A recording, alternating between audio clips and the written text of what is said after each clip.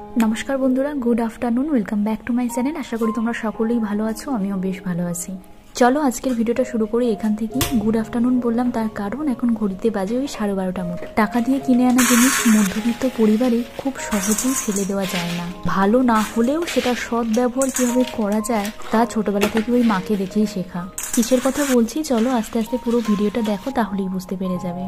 12:30 মতো বাজে। আজকে সন্ধ্যেবেলার দিকে একটু ঘুগনি বানাবো ভাবছিলাম, তো ঘুগনির কড়াইটা ভিজু দেওয়া হয়নি। ভাবলাম এই সময়তে ভিজু দিয়ে দিই, একটু গরম জলে ভিজু দিলে ভালো মতো ভিজে যাবে। যদি ওই 6টা-7টা নাগাদ করি সন্ধ্যের দিকে। 1.5 চামচ মতো জিরে, 1.5 চামচ মতো ধনে, শুকনো লঙ্কা বেশ কয়েকটা একটু শুকনো খোলায় রোস্ট করে নিচ্ছি। তার কারণটা হলো এই দুটো কয়েদবেল কয়েকদিন আগে বাইরে গেছিলাম, ফেরার পথে একটা দোকানে থেকে বেশ লোভ লাগছিল কয়েদবেলগুলো। সেই দোকান থেকেই দুটো নিলাম।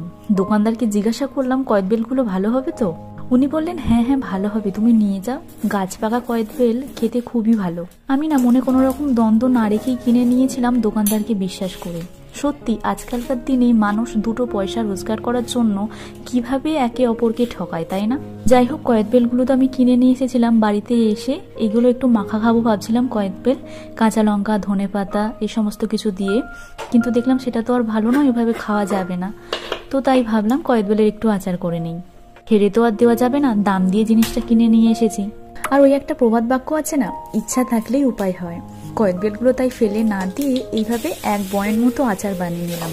ওই দুপুরের দিকে ভাতের সঙ্গে 1 চামচ করে 2 চামচ করে নিয়ে নিলে বেশ টক মিষ্টি আচারটা হয়েছে, খেতেও ভালো লাগবে, ভাতটাও খাওয়া হয়ে যাবে। কড়াইতে সর্ষের তেল দিয়ে ফোড়নে দিয়েছি শুকনো লঙ্কা আর 5 ফোড়ন। এরপরে কয়েদবেলটা একটু মেখে সেটা দিয়ে দিয়েছি। গুড় কেটে রেখেছিলাম, পুরোটাই গুড় দিয়ে করিনি, চাইলে পুরোটাও গুড় দিয়ে তোমরা করতে পারো। কিছুটা গুড় আর কিছুটা চিনি দিয়েছি আমি। আর একদম সামান্য পরিমাণে লবণ দিয়েছি, সামান্য জল দিয়েছি। জলের পরিমাণটা কিন্তু একদমই বেশি দেবে না। এরপর যে শুকনো লঙ্কা, জিরে, ধনে ওইগুলো ভেজে রেখেছিলাম, শিলনোড়ায় গুঁড়ো করে নিয়েছি। ওই আচারের মশলাটাই 1 চামচ করে এর মধ্যে দিয়ে মিশিয়ে নিয়েছি ভালোভাবে। শেষের দিকে নামানোর আগে একবার চেক করলাম মিষ্টিটা একটু কম হয়েছে, তাই আরও 2 চামচ মতো চিনি দিয়েছি।